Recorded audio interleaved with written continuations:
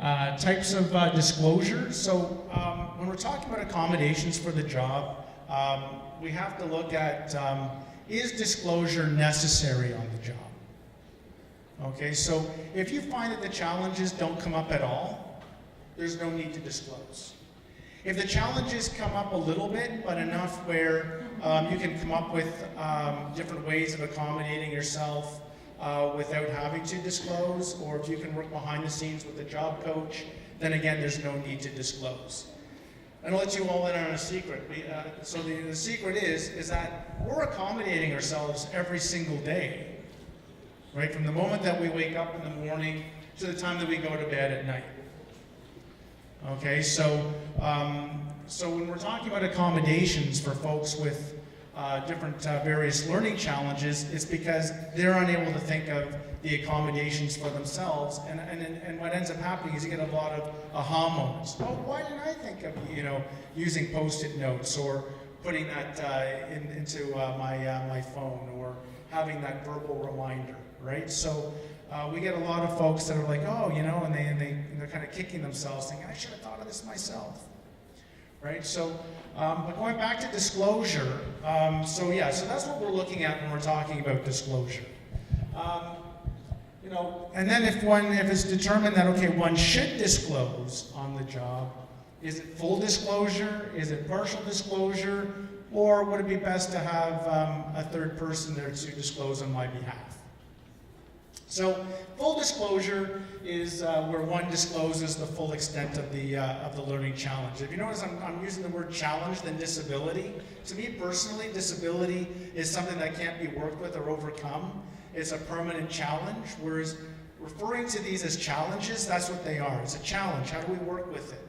Right? It's not about, sort of like a spin-off of what Ingrid was saying earlier, it's not about, is this person smart? It's, how is this person smart? How does this person learn? What are their gifts? What are their talents? And what can we do to work with that to make it work? Right? So full disclosure, again, is disclosing the disability to its full extent, including the type of disability as well as the accommodations that would be needed on the job. Partial disclosure is stating only part of the disability that one would notice coming up on the job, and again, the type of accommodations that would be necessary for that. And then third-party disclosure would be having somebody else again come in and disclose on that person's behalf. Because the thing is that we don't want someone so we're all about empowering people. We think that's very important, where they can advocate for themselves as much as they possibly can. However, depending on the nature of the challenge or challenges that one has and how it's going to impact them on the job, we don't want them to be struggling too much with trying to explain that. So sometimes it's best to have someone come in and help and aid in the disclosure process. Okay.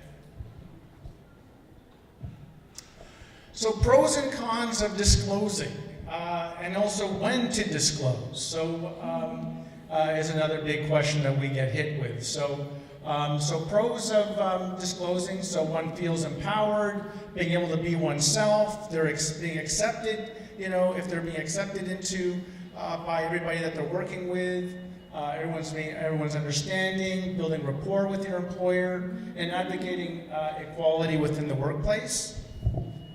When it comes to cons, the feeling of rejection, trying to connect with the employment support staff or HR to discuss the disclosure, disappointment, ensuring that request of accommodation is reasonable, and that fear of being treated differently.